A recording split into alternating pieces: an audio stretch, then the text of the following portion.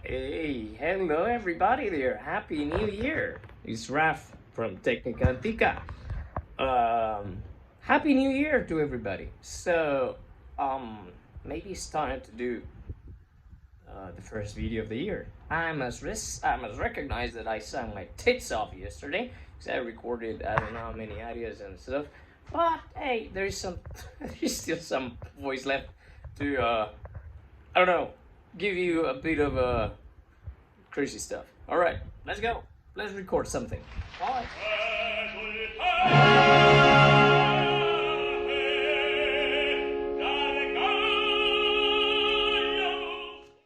Hey, hello there. Good afternoon. Yeah, good afternoon and happy new year. I know we're already quite deep in January, but I haven't done any videos this year as yet, so this is gonna be the first one.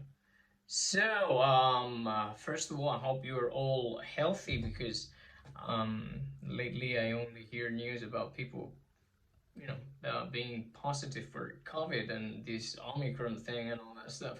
So I really hope everybody's safe and you had a lovely holidays. So we're back. We're back with some more content. So today I have a couple of points, right, to talk about that might help many of you. Tenors, baritones, basses, male voices and female voices alike.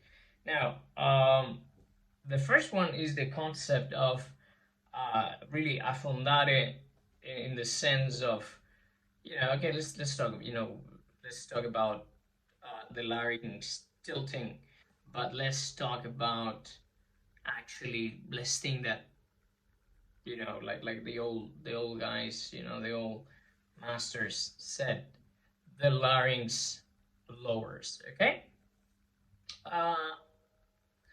Actually, I might attach a bit of a couple of clips, if I remember, of two singers, one giving a master class and the other one singing, to actually illustrate these concepts that I'm about to share with you. And it's funny thing, share with you. Why do I share with you? Because honestly, the more I get into the teaching business, the more I get into this secret, all the secret and this secret, and please don't share this secret. There are no secrets. There are no secrets, please. And if some coach or teacher is telling you, oh, this is this secret, run like the plague, because honestly, there are no secrets. Okay. Sorry, I had to say it. Okay, so having said that, now we are used to in contemporary sort of techniques, this obsession about going to the mask and all these kind of approach. And no, I'm not gonna go into carouse and all that, but we're used to that, and then we're used to listening to the support being something, to do with the belly, protruding out, or pushing the belly in, or pushing the belly sideways, or whatever. Well, as I say, you scratch my pancreas and I put a pinky up my nose. Anyway, the things that actually I'm saying this because I had a video on my YouTube channel, and it was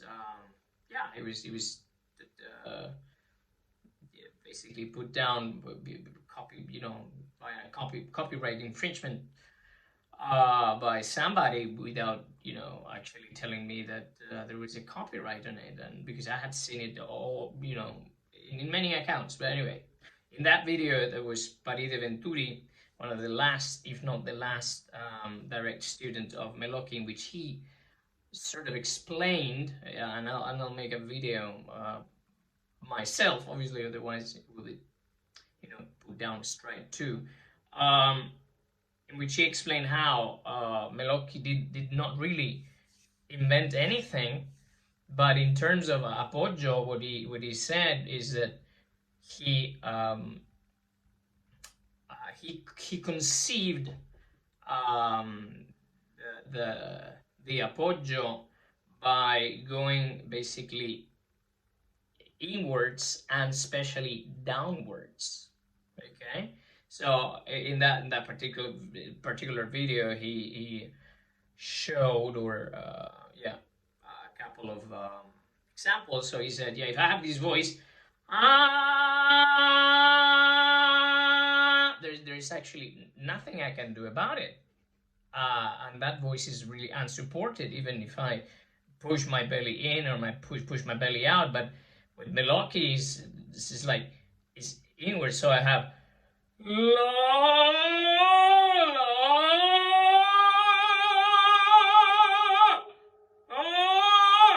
yeah, so it's almost as if I'm aspiring, you know, like vacuuming the sound inside. Why? Because the appoggio is right here. Yeah, that's where the subglottic pressure meets the vocal folds, and vibration starts, and so on and so forth. So what I wanted to share with you today is a way that I discovered a long time ago, that I applied with McRae up to a point, but it's quite an anecdote. I was with I had an agent in Switzerland, and then I met a guy, an Eastern guy, and all of a sudden I was auditioning for something, and the thing turned into some sort of a coaching stuff. It was quite helpful, and then I found a video that illustrates this. So in some of the exercises I've showed you, right? For example, you know, in the glottal strokes, for example, let's say I'm on a middle C. The neutral sort of position would be, for example, for a middle C would be this. Oh, oh, oh. Yeah. Oh, oh, oh. A very neutral sort of mouth, right? And a very neutral larynx. Okay.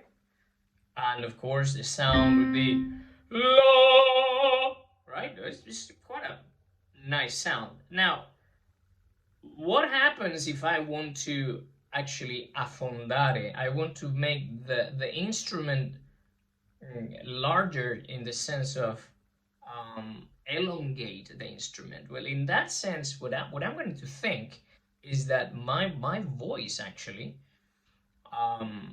is going to go downwards, right? Downwards all the way, and then obviously it has to go out.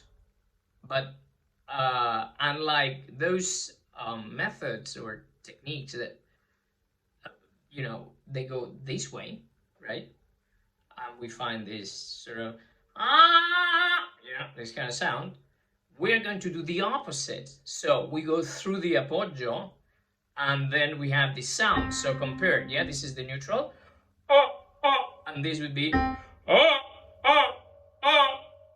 Notice the difference. Now, I know that on a single stroke is going to be quite difficult, maybe, but when you sing or you do scales and stuff, there is a massive difference.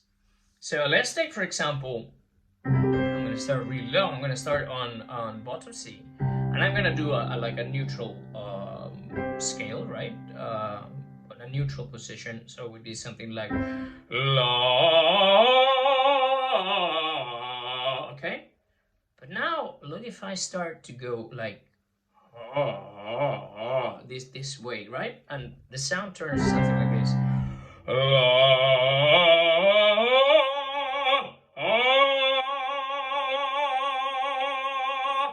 See?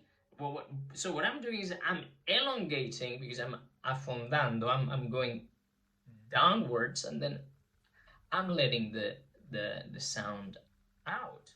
and it's quite a, I would say, a more complete sound, more compact sound, bigger, and more resonant sound. Now, so this is the first part of the of the video, and I don't want to go extend myself too much, but if for example, imagine that I take Amor ti vieta, and I sing it in a neutral way, and I go Amor ti vieta, amor. Okay, all right, nice. Okay, now if I really want to make this, this is for a spinto tenor, I mean, and it's a dramatic piece, and I want to make the instrument sort of larger without, really um, putting a lot of effort, honestly, on it, then I will apply this, or I would apply this kind of, and the mouth would be more vertical, okay? And then something would happen with the lip that I would talk later if I have time, but it would sound a bit like this, yeah?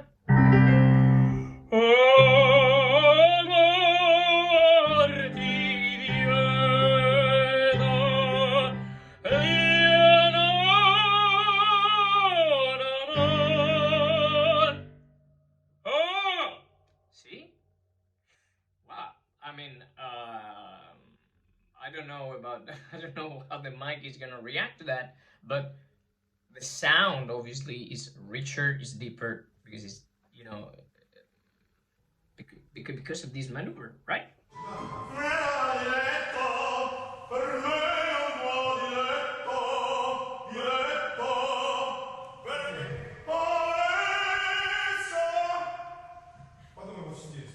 So I'm gonna link this to the second subject, topic, whatever you want to talk, whatever you want to. How do you know that I'm improvising, right? Yeah, I should write stuff before, but yeah, I have the ideas and then I just go for it. So what is gonna happen when I cover? And again, cover, and people immediately get confused about this. No matter if I go like this or I go like this or I go whatever. An open sound is a hard sound. So this, for example, this F sharp, that's a hard sound. So that's an open sound. That's an open sound. It's hard, right? And this,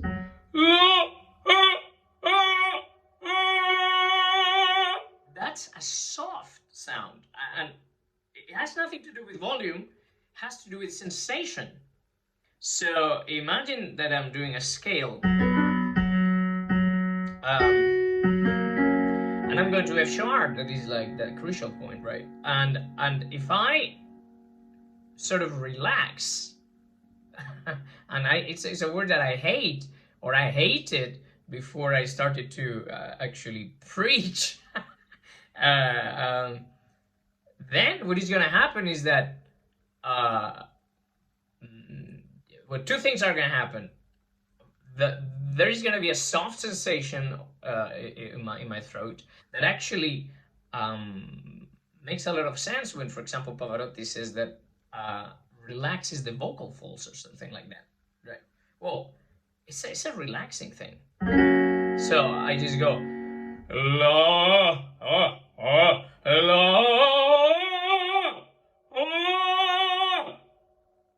It's absolutely nothing, right?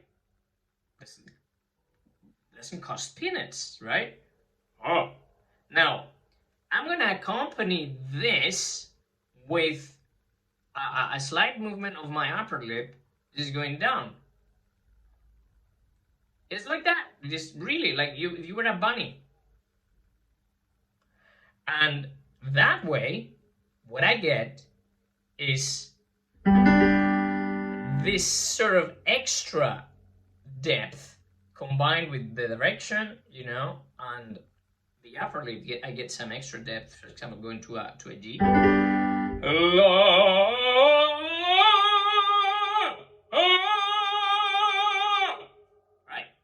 and you have a more dramatic sound.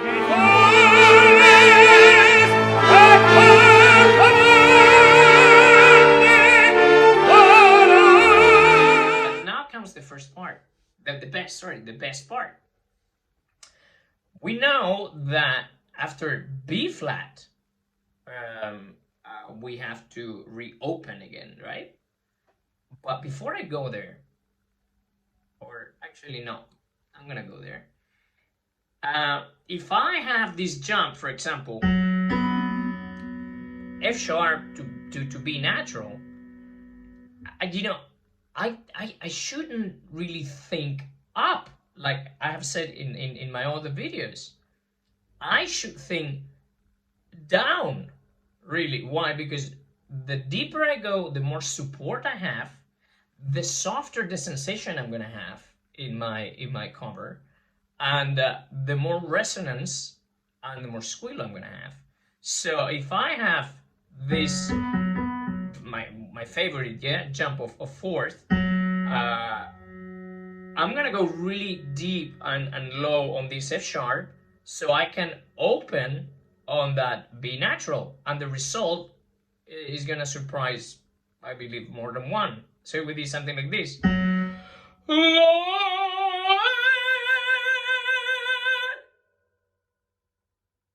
So we have, a very sort of, I suppose that people would call that's a high note, that B natural, but I'm actually doing it by going down, really, like press down and go down.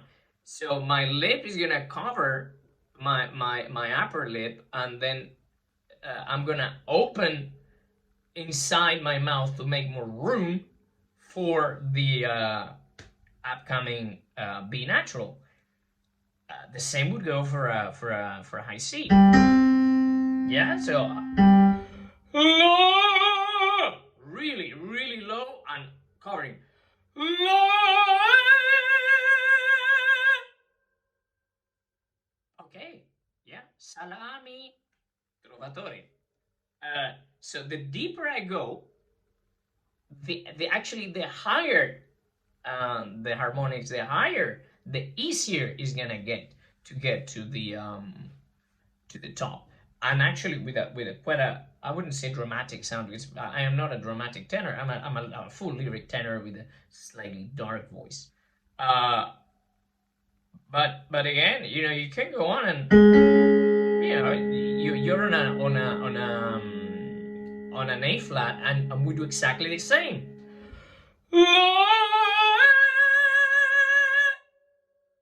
And we have I consider to be a nice D flat. Okay, and how do we do that? By caving down and then playing a bit with this position of the lips. So the best way to practice that is when we're gonna approach passaggio areas and stuff, is to go. For example, if I was gonna go to a high C, I would cover the G, right? So I would go.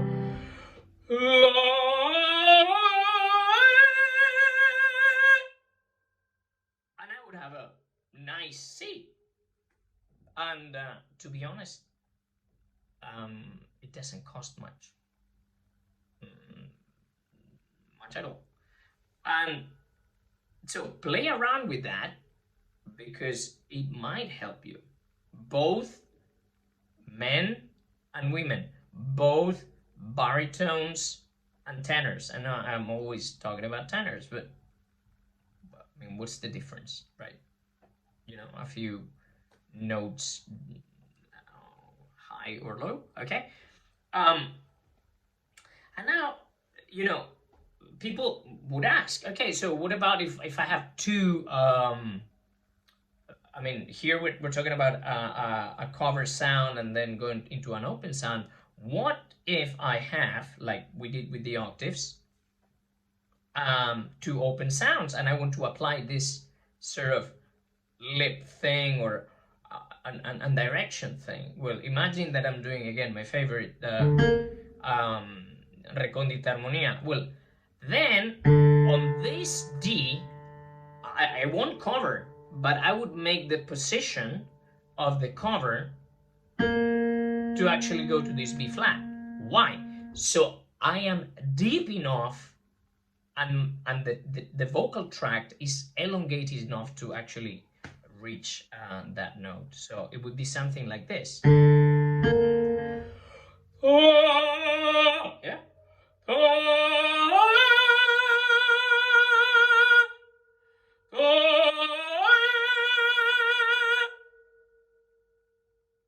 And that's it. There you have it. Right. So that's your B flat. Actually, it's easier, at least for me, to go into a B natural and so on. But so I imagine that I'm in this covered position with the lip. Again, Faust, yeah.